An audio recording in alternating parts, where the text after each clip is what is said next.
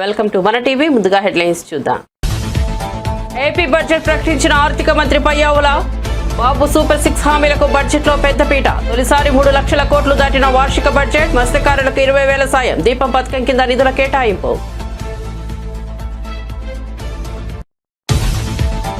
జాతీయ science day సందర్భంగా DRDO Vignan Bhavan ప్రదర్శన. హాజరైన మంత్రి రాజ్నాథ్ సింగ్, సీఎం రేవంత్ రెడ్డి. దేశ రక్షణ బాధ్యత యువకులపైన ఉందన్న సీఎం రేవంత్. కొన్నాళ్లు సైన్స్ అధ్యాపకుడిగా పనిచేశారన్న కేంద్ర మంత్రి రాజ్నాథ్ సింగ్. అసెంబ్లీ హాల్లో చంద్రబాబు అధ్యక్షతన టీడీఎల్పీ సమావేశం. కష్టాల్లో కూడా ప్రజలకు మంచి బడ్జెట్ అందిస్తున్నామన్న సీఎం చంద్రబాబు. సంక్షేమం అభివృద్ధికి ప్రాధాన్యత ఇచ్చేలా బడ్జెట్ రూపొందించామన్న చంద్రబాబు.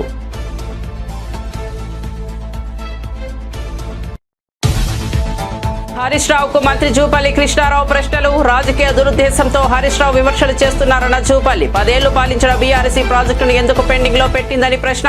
ప్రకృతి విపత్తులను రాజకీయాలను వాడుకుంటున్నారని విమర్శ. ఖైదీ నెంబర్ 2261 పోసాని కృష్ణమురళి వ్యాఖ్యలు లైంగిక వేధింపుల కిందకు వస్తాయన్న కోర్టు. పోసానికి 14 రోజుల రిమాండ్ విధించిన రైల్వే కోడూరు కోర్టు. మహిళలపై పోసాని వ్యాఖ్యలు లైంగిక వేధింపులే అన్న కోర్టు. పోసానికి బెయిల్ నిరాకరించిన కోర్టు. విషాదంలోనూ మంత్రులు చేపకూరుతో వినోదాలు చేసుకుంటున్నారని కేటీఆర్. హాస్టల్ విద్యార్థులకు అన్నం పెట్టకుండా పస్తులు ఉంచుతున్నారని ఆగ్రహం. విద్యార్థులను గుళ్ళో భోజనం తినమని చెప్పారంటూ ఆగ్రహం.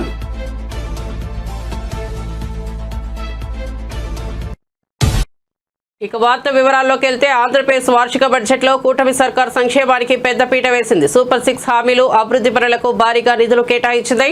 ఈ కారణంగా వార్షిక బడ్జెట్ తొలిసారి 3 లక్షల కోట్లు దాటిందని ప్రభుత్వ వర్గాలు తెలిపాయి. అన్నదాత సుఖీభావ పథకం కింద ప్రతి రైతుకు 20,000 ఇస్తామని ప్రభుత్వం హామీ ఇచ్చిన విషయం తెలిసిందే. ఈ హామీని నిలబెట్టుకునేందుకు బడ్జెట్లో 6,300 కోట్లు కేటాయించారు. ఇక విద్యార్థుల తల్లిదండ్రులకు ఆర్థికంగా సాయపడేందుకు ఉద్దేశించిన తల్లికి వందనం పథకం కోసం బడ్జెట్లో 9,407 కోట్లు కేటాయిస్తూ ఆర్థిక మంత్రి పయ్యావుల కేశవ్ ప్రతిపాదనలు చేశారు. అయ్యాయి. రాష్ట్ర పరిశ్రమలు మరియు వాణిజ్యం గత ప్రభుత్వ ఉదాసీన వైఖరి మరియు అసంబద్ధ విధానాల వలన పరిశ్రమలు మూతపడడంతో ప్రజలు ఉద్యోగాలు కోల్పోయి అనేక కుటుంబాలు ఆర్థికంగా చితికిపోయాయి. రాష్ట్రం నుంచి అనేక పరిశ్రమలు తరిమివేయబడడంతో వ్యాపార వర్గాల్లో భయాందోళనలు నెలకొన్నాయి. స్కూళ్లలో డ్రాప్ అవుట్స్ గురించి మనం వింటూ ఉంటాం అధ్యక్ష. కానీ గత ప్రభుత్వంలో స్కూళ్లలో విద్యార్థులు డ్రాప్ అవుట్ సహజంగానే పెరిగాయి. ఇవే కాకుండా పరిశ్రమలు డ్రాప్ అవుట్ అయ్యాయి. రాష్ట్రం నుంచి ఉద్యోగాలు డ్రాప్ అవుట్ అయ్యాయి. పేదలకు ఉపాధి డ్రాప్ అవుట్ అయింది. ఇన్ని రంగాలలో డ్రాప్ అవుట్లు కావడానికి మూలకారమైన గత ప్రభుత్వ పాలకులు ఇప్పుడు ఓటమి భయంతో సభకు రాకుండా అసెంబ్లీ నుంచి కూడా డ్రాప్ అవుట్ అయ్యారు. వాళ్ళు ప్రజా జీవితం నుంచి శాశ్వతంగా డ్రాప్ అయ్యే రోజులు అతి త్వరలోనే ఉన్నాయి అధ్యక్ష. అనేక పరిశ్రమలు, ఎంఎస్ఎంఈలు, ఎస్సీ మరియు ఎస్టీ వర్గాలకు చెందిన వ్యాపారవేత్తలకు ప్రోత్సాహాల కోసం ఇవ్వాల్సిన 11,000 కోట్ల రూపాయల పైగా బకాయిలను గత ప్రభుత్వం నిలిపేసింది. వీటిలో 377.73 కోట్ల రూపాయల బకాయిలను మా ప్రభుత్వం ఇప్పటికే చెల్లించింది. ఒకప్పుడు వ్యాపారాన్ని ఈజ్ ఆఫ్ డూయింగ్ బిజినెస్ గురించి మాట్లాడుకున్నాం. ఇప్పుడు మన గౌరవ ముఖ్యమంత్రి గారు స్పీడ్ ఆఫ్ డూయింగ్ బిజినెస్ పై దృష్టి సారించారు. ప్రతి ఇంటికి ఒక ఐటీ ఉద్యోగి ఉండాలని అప్పట్లో మేము కృషి చేశాం. నేడు ఇంకొక అడుగు ముందుకేసి ప్రతి కుటుంబానికి వ్యాపారవేత్త ఉండాలనే లక్ష్యంతో ముందుకెళ్తున్నాం. ఓర్వకల్లు, కొప్పర్తి అనే 2 పారిశ్రామిక వాడలకు ఆర్థిక సహాయం అందించి అభివృద్ధి చేసేందుకు కేంద్ర ప్రభుత్వం ఆమోదం తెలిపింది. పారిశ్రామిక కారిడార్ అభివృద్ధి పథకం కింద మూలపేట, దొనకొండ, చిలమత్తూరు మరియు కుప్పం అనే 4 కొత్త పారిశ్రామిక వాడలను ఎంపిక చేయడం జరిగింది. పారిశ్రామిక వృద్ధిని వేగవంతం చేయడానికి మరియు దృఢమైన పెట్టుబడి వ్యవస్థను నెలకొల్పడానికి మా ప్రభుత్వం ముందు చూపుతో కూడిన అనేక విధానపరమైన కార్యక్రమాలను ఆవిష్కరించింది. 4 లక్షల మందికి ఉద్యోగ అవకాశాలు కల్పించే దిశగా ప్రధాన పెట్టుబడిదారులైన NTPC, green energy limited, Arcelor Mittal steel company, NHPC, BPCL, Reliance industries, LG electronics, TCS, Tata power, Greenko group, Hero future energies, ఎకోరన్ ఎనర్జీల నుండి మా ప్రభుత్వం 6.3 లక్షల కోట్ల రూపాయల పెట్టుబడి హామీలను సాధించగలిగింది. ఈ సందర్భంగా పెట్టుబడుల సాధనలో శ్రీ నారా లోకేష్ గారి గురించి ప్రత్యేకంగా చెప్పాలి అధ్యక్ష. ఆర్సిలర్ మిట్టల్ స్టీల్ కంపెనీ రాష్ట్రానికి వచ్చేలా చేయడంలో ఆయనదే కీలక పాత్ర. అలాగే ప్రతిష్టాత్మక సంస్థలకు చెందిన డేటా సెంటర్లను రాష్ట్రానికి వచ్చేలా చేసే విషయమై లోకేష్ గారు దృష్టి పెట్టారు. 25-26 ఆర్థిక సంవత్సరానికి గాను పరిశ్రమలు మరియు వాణిజ్య శాఖకు 3,000 ఏపీ అసెంబ్లీలో 2025-26 ఆర్థిక సంవత్సరానికి గాను రాష్ట్ర వ్యవసాయ మంత్రి అచ్చెన్నాయుడు వ్యవసాయ బడ్జెట్ ను ప్రవేశపెట్టారు. ఈ సందర్భంగా అచ్చెన్నాయుడు మాట్లాడుతూ స్వర్ణాంధ్ర లక్ష్యంగా ముందుకు అడుగులు వేస్తున్నామని చెప్పారు. ప్రకృతి వ్యవసాయంపై దృష్టి సారించామని తెలిపారు. వరిని ప్రోత్సహించాలని ముఖ్యమంత్రి చంద్రబాబు చెప్పారని అన్నారు. 11 పంటలను గ్రోత్ ఇంజిన్లుగా పరిగణిస్తున్నామని, ఆ పంటలను అభివృద్ధి చేస్తున్నామని చెప్పారు. వ్యవసాయంలో వృద్ధి రేటు 22.86%గా నమోదైందని తెలిపారు. రాయితీపై విత్తన పంపిణీ పథకానికి ప్రత్యేక కేటాయింపులు చేస్తున్నామని చెప్పారు. 48,340 కోట్లతో వ్యవసాయ బడ్జెట్ను ప్రవేశపెడుతున్నట్లు తెలిపారు. గత ప్రభుత్వం బకాయి పెట్టిన 120 కోట్ల విత్తన రాయితీలను తమ ప్రభుత్వంలో చెల్లించామని చెప్పారు. 35.8 లక్షల మెట్రిక్ టన్నుల ఎరువు సరఫరా చేశామని తెలిపారు. జిఎస్డిపిలో 2024-25 మొదటి అంచనాల ప్రకారం వ్యవసాయ రంగంలో జీవీఏ 5,19,485 కోట్లు కాగా అందులో ఉద్యాన శాఖ ద్వారా 1,52,950 కోట్లు మరి అందించింది. అనగా వ్యవసాయ రంగంలో ఉద్యాన రంగం జీవీఏ వాటా 29.44% అని చెప్పి తెలియజేస్తున్నాను. దేశంలో అత్యుత్తమ 15 జిల్లాల్లో 6 జిల్లాలు ప్రకాశం, అనంతపురం, వైఎస్ఆర్, అన్నమయ్య, శ్రీ సత్యసాయి, కర్నూలు ఆంధ్రప్రదేశ్ కి చెందినవి కావడం గర్తించదగ్గ విషయం. 2024-25 సంవత్సరంలో 2.12 లక్షల ఎకరాల్లో సూక్ష్మ సేద్యం అమలు చేసి 80,080 మంది రైతులకి లబ్ధి చేకూర్చడం జరిగింది. మన రాష్ట్రంలో ఆయిల్ ఫామ్ విస్తీర్ణత 5.67 లక్షల ఎకరాల్లో ఉత్పాదకతతో దేశంలో మొదటి స్థానంలో ఉంది. 2024-25 సంవత్సరంలో 42,620 ఎకరాల్లో ఆయిల్ పామ్ తోటల సాగు చేపట్టగా 16,985 మంది లబ్ధిదారులు ఇందులో చేరారని చెప్పి తెలియజేస్తున్నాను. 2024-25లో సమీకృత ఉద్యాన అభివృద్ధి పథకం కింద పంటల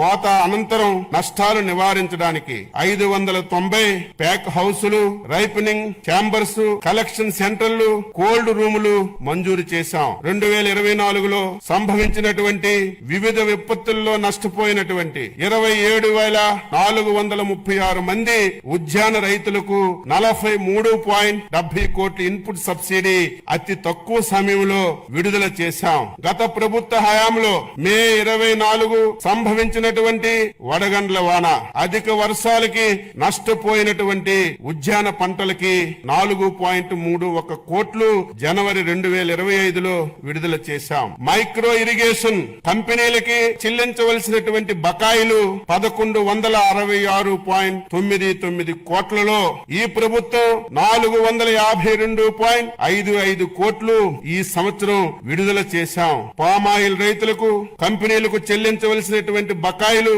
238.9 కోట్లలో 29.42 కోట్లు విడుదల చేశాం.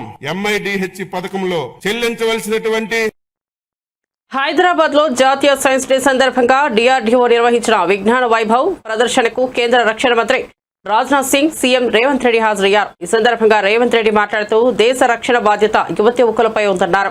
హైదరాబాద్ BDL, HAL, మిథాని వంటి కీలక సంస్థలతో దేశ రక్షణలో దశాబ్దాలుగా ప్రధాన పాత్ర పోషిస్తోందని తెలిపారు. ఈ ప్రదర్శన విద్యార్థులకు సైన్స్, ఇంజనీరింగ్ రంగాలపై అవగాహన కల్పిస్తోందని పేర్కొన్నారు. ఎత్తున మీరు చప్పట్లతో వారికి స్వాగతం. దేశం యొక్క రక్షణ, ఈ దేశాన్ని రక్షించుకోవాల్సిన బాధ్యత ఇక్కడికి వచ్చేసిన యువతి యువకుల మీదనే ఉన్నది. ఈరోజు తెలంగాణ రాష్ట్రం, హైదరాబాద్ నగరం కొన్ని దశాబ్దాలుగా దేశ రక్షణలో అత్యంత కీలక పాత్ర పోషిస్తున్నది. మన ప్రాంతంలో BDL కావచ్చు, DRDO కావచ్చు, మిథాని కావచ్చు, HAL కావచ్చు, ఇవన్నీ దేశ రక్షణ కోసం రాకెట్లను ఉత్పత్తి చేసే కాడి నుంచి మిసైల్స్ తయారు చేసే వరకు మన ప్రాంతంలో హైదరాబాద్ నగరంలో, హైదరాబాద్ చుట్టూతా ఈ పరిశ్రమలు ఉన్నాయి. ఈరోజు దేశాన్ని రక్షించడంలో మన హైదరాబాద్, తెలంగాణ రాష్ట్రం అత్యంత క్రియాశీలక పాత్ర పోషిస్తున్నది.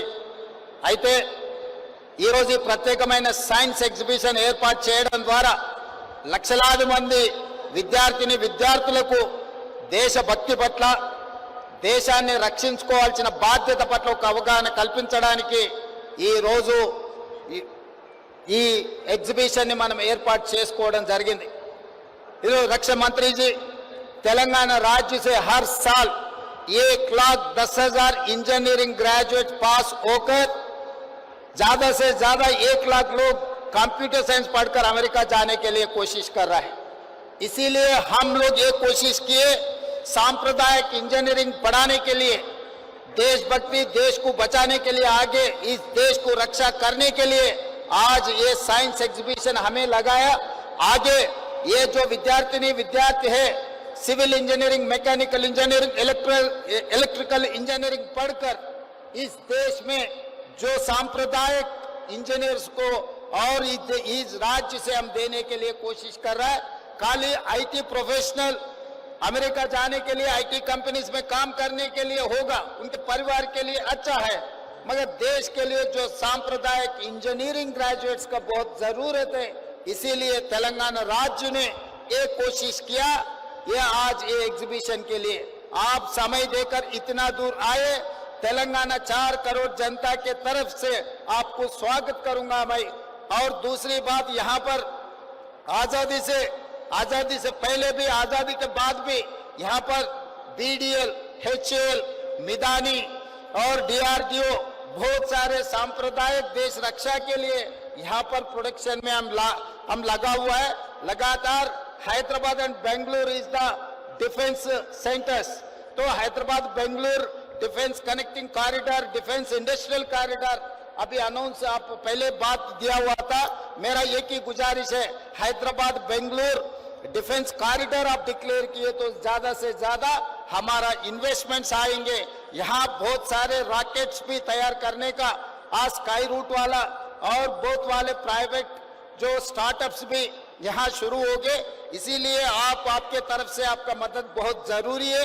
आपके मदद में लेकर तेलंगाना राज्य को हिंदुस्तान में जो బడ్జెట్ ప్రకటన అనంతరం అసెంబ్లీ కమిటీ హాల్లో సీఎం చంద్రబాబు అధ్యక్షతన టీడీఎల్పీ సమావేశం జరిగింది. ఈ సందర్భంగా చంద్రబాబు మాట్లాడుతూ ఇబ్బందికర పరిస్థితుల్లో కూడా ప్రజలకు మంచి బడ్జెట్ అందిస్తున్నామని చెప్పారు. సంక్షేమం, అభివృద్ధికి ప్రాధాన్యత ఇస్తూ బడ్జెట్ కు రూపకల్పన చేశామని అన్నారు. గత వైసీపీ పాలనలో ఆర్థిక విధ్వంసం జరిగిందని ప్రజలు గుర్తించారని తెలిపారు. ఈ బడ్జెట్ ను ప్రజల్లోకి విస్తృతంగా తీసుకెళ్లే బాధ్యత ఎమ్మెల్యేదేనని చంద్రబాబు స్పష్టం చేశారు. కొత్తగా వచ్చిన ఎమ్మెల్యేలు సబ్జెక్టుపై అవగాహన పెంచుకోవాలని, వచ్చే ఎన్నికల్లో కూడా టికెట్ దక్కాలంటే ఎమ్మెల్యేల పనితీరులో మార్పు రావాలని తేల్చి చెప్పారు. మళ్లీ అసెంబ్లీకి రావాలి అనే భావనతో ఎమ్మెల్యేల పనితీరు ఉండాలని సూచించారు. ఏపీ బడ్జెట్ బుక్ లో కలర్ ఎక్కువ, కంటెంట్ తక్కువ అని మాజీ మంత్రి బుగ్గన రాజేంద్రనాథ్ సెటైర్లు వేశారు. అప్పుల లెక్కలపై మీరు కరెక్టా, కాక్ కరెక్టా, కూటమి నేతలు చెప్పాలని డిమాండ్ చేశారు. కూటమి ప్రభుత్వం అసెంబ్లీలో ప్రవేశపెట్టిన బడ్జెట్ పై తాడేపల్లిలోని వైఎస్ఆర్సీపీ కేంద్ర కార్యాలయంలో బుగ్గన మీడియాతో మాట్లాడారు. అప్పుల లెక్కలపై కూటమి సర్కార్ చేస్తున్న సర్కస్ చూస్తుంటే ఆశ్చర్యం వేస్తోందన్నారు. కూటమి సర్కార్ బడ్జెట్ ను మసిపూసి మారేడుకాయ చేసింది. బడ్జెట్ లో అప్పుల లెక్కలు మాయం చేశారు. 9 నెలల్లోనే రికార్డు స్థాయిలో 1,30,000 కోట్లకు పైగా అప్పులు ఉన్నాయని ఆరోపించారు.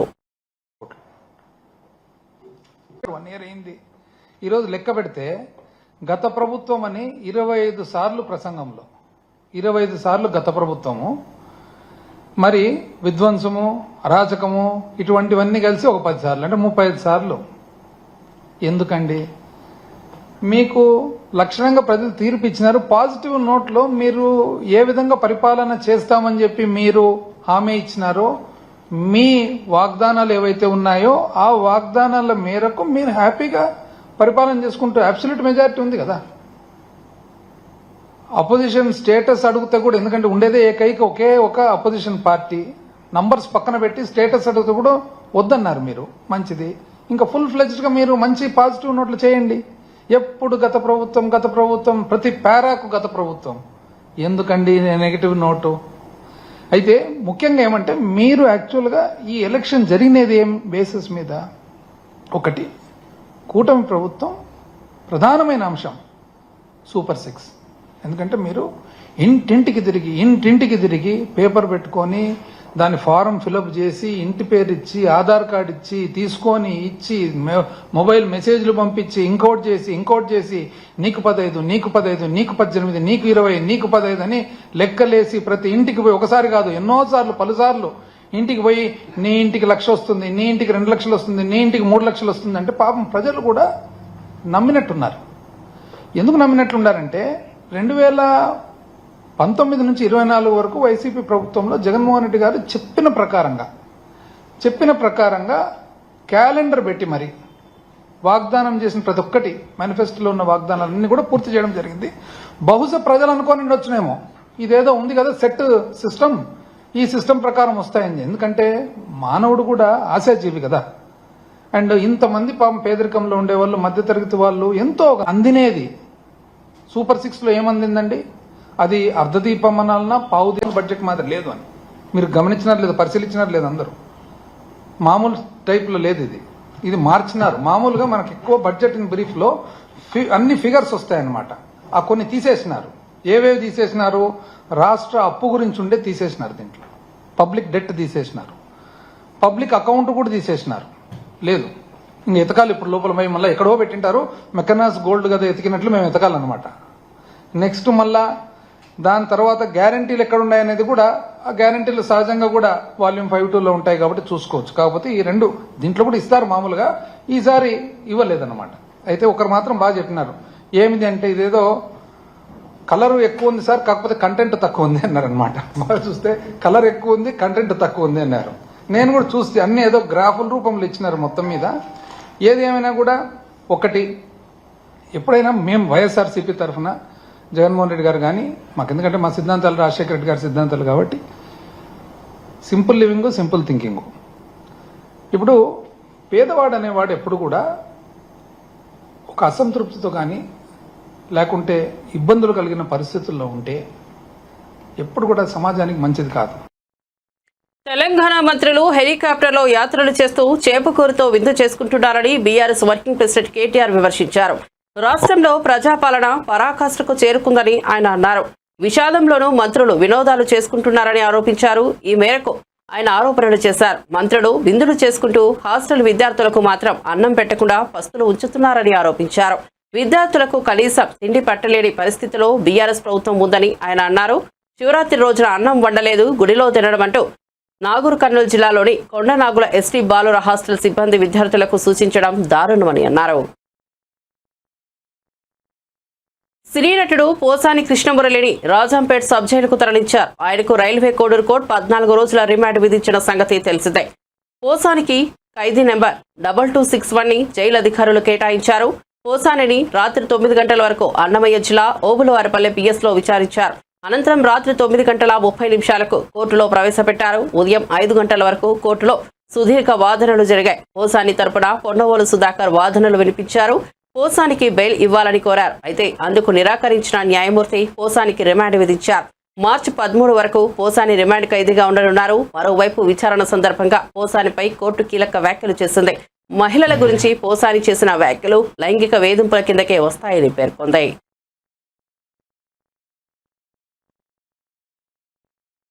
జాతీయ సైన్స్ దినోత్సవాన్ని పురస్కరించుకుని రక్షణ మంత్రి రాజ్నాథ్ సింగ్ మాట్లాడుతూ తాను కూడా సైన్స్ విద్యార్థి కావడంతో పాటు కొన్నాళ్ళు అధ్యాపకుడిగా పనిచేశానని తెలిపారు. సర్ సివి రామన్ ఫిబ్రవరి 28న రామన్ ఎఫెక్ట్ ను కనుగొన్నందుకే ఈ రోజును జాతీయ సైన్స్ దినోత్సవంగా జరుపుకుంటున్నామని చెప్పారు. మానవ పరిణామం, సైన్స్ అభివృద్ధిపై విద్యార్థులు అధ్యయనం చేయాలని సూచించారు. India's aspiration for progress through innovation and the global scientific leadership. Friends, I would like to share with you a special affinity that I personally have with this subject. I have been a student of science in my academic years and was a lecturer in physics early on before entering public life. The day resonates with my own journey, reminding me of the power of curiosity, questioning and exploration, the very foundation of modern science. Friends, it has been my lifelong endeavor to encourage these values, knowing that they are the driving force behind innovation and progress. It is in this context that I feel blessed to address this magnificent gathering today. As I see the multitude of the young people gathered here, I would like to start with a brief historical perspective of human evolution. Through the journey of the scientific development since the bringing of history, it is a sweeping, although very brief, account for my young friends here to make them understand how human evolution and the scientific progress have been so intertwined. Friends, as some of you would be aware, life started on Earth some 4 billion years ago when some organisms came into being.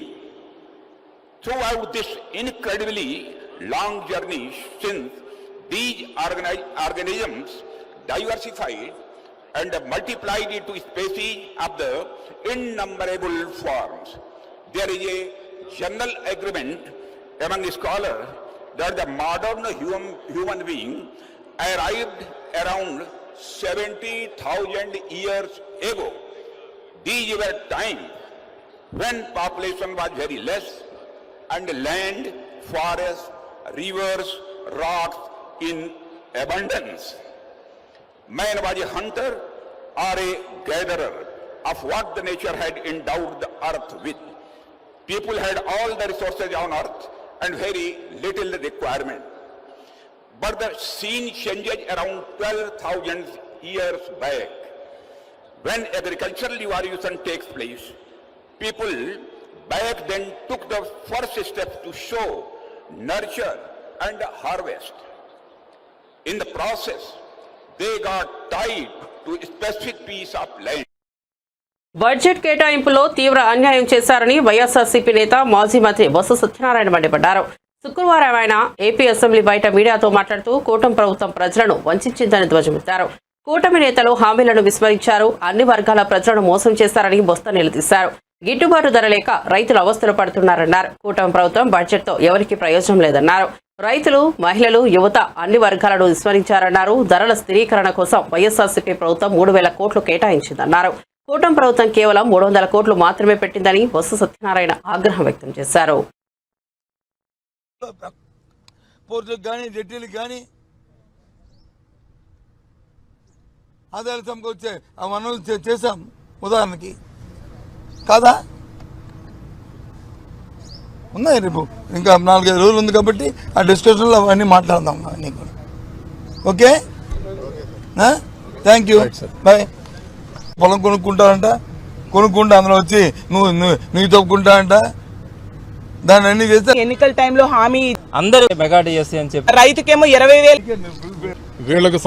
Net అసలు 300 కోట్లు. పిల్లలంతా కూడా ఒక స్థితి లేదు. మా సోదరులందరూ చెప్పారు పొలం కొనుక్కుంటారంట, కొనుక్కుంటా అందులో వచ్చి నువ్వు తప్పుకుంటారంట. దాన్ని అన్ని చేస్తే అది క్యాపిటల్ ఎక్స్పెండ్ అవుతుందంట. దాని నుంచి వచ్చే ఫలం వచ్చేది వస్తుందో అది ఆదాయం అవుతుందంట. Yes, agree. అది మా అందరికీ తెలిసిన విషయమే, ఇదేం కొత్త విషయం కాదు. కానీ మరి మీరు ఇచ్చిన బడ్జెట్లో క్యాపిటల్ ఎక్స్పెండిచర్కి దేని మీద మీరు పెట్టారు చెప్పండి? మేము పెట్టాం, గత 5 సంవత్సరాలు పెట్టాం. ఈ రాష్ట్రంలో పోర్టులకు కానీ జెట్టీలకు కానీ ఆదాయాలు సమకూర్చే ఆ వనరులు చేశాం ఉదాహరణకి కాదా? ఉన్నాయి. రేపు ఇంకా 4-5 రోజులు ఉంది కాబట్టి ఆ డిస్కషన్లో అవన్నీ మాట్లాడదాం అవన్నీ కూడా. Okay, thank you, bye. అయితే నెట్ట నిలువుగా అసలు ఎన్ని పథకాలు సూపర్ 6 అంటూ ఆ రోజు ప్రవేశపెడతామని ఎన్నికల టైంలో హామీ ఇచ్చి ఈ రోజు ఏ ఒక్కటి ప్రవేశపెట్టిన పరిస్థితి. అసలు వీళ్ళు ఎందుకు అధికారంలోకి వచ్చారు? గతంలో జగన్మోహన్ రెడ్డి గారు ఎంతో చక్కగా పరిపాలించేవారు, ఎన్నో పథకాలు ఇచ్చేవారు. వాటికంటే డబల్ ఇస్తాము, అంతకంటే ఎక్కువ మేలు చేస్తాము. ఎస్ఎల్బీసీ ప్రమాదంపై మంత్రి జూపల్లి కృష్ణారావు బీఆర్ఎస్ సీనియర్ నేత హరీష్ రావుకు ప్రశ్నలు సంధించారు. ఈ ప్రమాదం వ్యవహారంలో రాజకీయ దురుద్దేశంతోనే హరీష్ రావు విమర్శలు చేస్తున్నారని ఆరోపించారు. 10 ఏళ్లు రాష్ట్రాన్ని పాలించిన బీఆర్ఎస్ ఎస్ఎల్బీసీ ప్రాజెక్టును పెండింగ్లో ఎందుకు పెట్టిందో చెప్పాలని ప్రశ్నించారు. హైదరాబాద్ లోని గాంధీ భవన్ లో నిర్వహించిన మీడియా సమావేశంలో ఆయన మాట్లాడుతూ హరీష్ రావును తాను సూటిగా ప్రశ్నిస్తున్నానని, ఈ సొరంగాన్ని 200 మీటర్లు త్రవ్వి మిగతా దానిని ఎందుకు వదిలేశారు? తక్కువ లాభం వస్తుందని దీనిని మధ్యలో వదిలేశారా? ఈ సొరంగం నిర్మాణం పూర్తయితే కాంగ్రెస్ కు పేరు వస్తుందనా? ఎందుకు రాజకీయాలు చేస్తున్నారని 3 ప్రశ్నలు సంధించారు. గతంలో కాంగ్రెస్ ప్రభుత్వం తవ్వింది, మిగిలింది 19 కిలోమీటర్లు. 19 కిలోమీటర్లో సుమారుగా 10 కిలోమీటర్లు అనుకుంటా 11 టీఆర్ ప్రభుత్వం తవ్వింది, మిగిలింది 9 కిలోమీటర్లే కదా. మరి 200 కిలోమీటర్ల టన్నలు కొత్తగా మొదలుపెట్టినవి చేయగలిగినప్పుడు కేవలం మిగిలిపోయినటువంటి 19 కిలోమీటర్ల టన్నలు ఎందుకు మీరు పూర్తి చేయలేదు అని నేను స్పష్టంగా కుండబద్దలు కొట్టినట్టుగా ప్రశ్నించిన. దానికి సొల్లు పురాణం చెప్పిండ్రు. కానీ నేను అడిగిన ప్రశ్నలో నిజామాబాద్మా చెప్పాలి కదా. అంటే నిజాయితీ, మాటల్ని ఎవరు నమ్మరు, చేతను చూస్తారు. Seeing is believing. సొల్లుపురాల మాటలు మస్తు మాట్లాడుతూ ఉంటారు. ఎందుకు తవ్వలేదు అని అడిగిన. తవ్వకపోవడానికి 3 కారణాలు. అంటే మీరు ముందే గనక ఊహించినరా, అక్కడ గనక సొరంగంలోకి వెళ్ళి నీళ్ళు వచ్చి ఆ మట్టి పడిపోయి కూలిపోతుందని ముందే తెలిసి తవ్వలేదా? పోనీ డబ్బు లేక తవ్వలేదా? 7 లక్షల కోట్ల పైసలకు అప్పు. మరి ఈ 2 కారణాల, ఈ 2 కాకపోతే ఇంకేం కారణం ఉంటుంది? ఇది పూర్తి చేస్తే కాంగ్రెస్ ప్రభుత్వానికి పేరు వస్తుంది తవ్వలేదా? ఈ 3 కాకుండా ఇంకేమైనా కారణం ఉందా? చెప్పాలి కదా. రెండవది, కేసీఆర్ గారు చెప్పిండట ఆ యొక్క చర్యలు, అంటే అక్కడ రిలీఫ్ ఆపరేషన్ నడుస్తూ ఉన్నాయి, మీరు ఇప్పుడే వెళ్ళకండి అని చెప్పిండట. జరిగినప్పుడు ఇంతమంది మేము పోయినాం కదా, నువ్వు కూడా ఒక రావచ్చు కదా. నేను నా వెంట ఒక్క మనిషి లేడు, కేవలం ఉన్నది అక్కడ ఉత్తమ్ కుమార్ రెడ్డి, వీళ్ళు తప్ప, పోలీసులు తప్ప ఎవరు లేరు. అంటే ఎందుకు ఇంకోటి మాట్లాడినరు మాట్లాడుతూ ఏం పని జరగలేదు, మొదలే పెట్టలేదు అని. అది మాట నువ్వు చెప్పేది మేమే చెప్పినాం కదా. ఎందుకు మొదలు పెట్టలేకపోయినాం ఫస్ట్ 3 డేస్లో? అంటే ఎక్కడైతే ఆ యొక్క టన్నల్లో ఆ భూమి పొరల ఉన్నటువంటి లోపభూయిష్టమైనటువంటి, అంటే సాఫ్ట్ సాయిల్ కావచ్చు, ఫ్రాక్చర్స్ పొరల కారణంగా సడన్గా ఎక్కడో వాటర్ ఉండి వాటరు మట్టితో మొత్తం వచ్చి కూలిపోయింది. 25 ఆల్మోస్ట్ ఐ థింక్ 24-25 అడుగుల మేర ఎక్కడి నుంచి అయితే వాటర్ పడ్డదో, ఎక్కడి నుంచి అయితే మొత్తం అక్కడ మట్టి మొత్తం బురద వచ్చిందో అది మొత్తం కూల మట్టితో మొత్తం మూసుకుపోయింది. అంటే మూసుకుపోయి అదే అడ్డం పడ్డది. అంటే మళ్ళీ అది తీస్తే అది మళ్ళీ పునరావృతి మళ్ళీ కూడా వస్తుందేమో తెలియదు కదా. బులెటిన్ ముగించే ముందు హెడ్లైన్స్ మరోసారి చూద్దాం. ఏపీ బడ్జెట్ ప్రకటించిన ఆర్థిక మంత్రి పయ్యావుల. బాబు సూపర్ 6 హామీలకు బడ్జెట్లో పెద్దపీట. తొలిసారి 3 లక్షల కోట్లు దాటిన వార్షిక బడ్జెట్. మత్స్యకారులకు 20,000 సాయం. దీపం పథకం కింద నిధుల కేటాయింపు.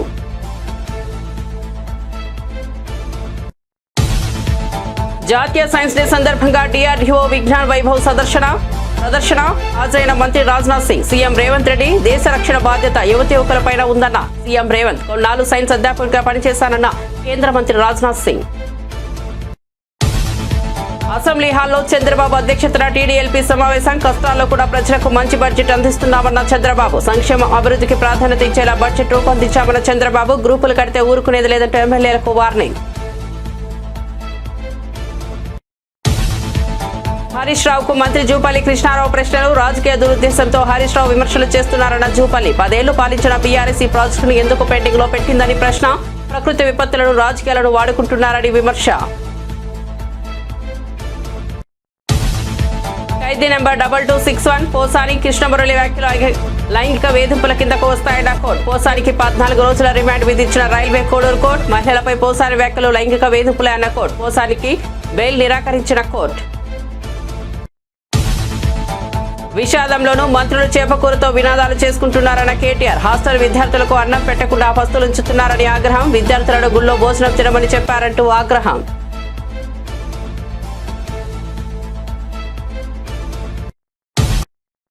మరిన్ని అప్డేట్స్ కోసం చూస్తూనే ఉండండి మన టీవీ.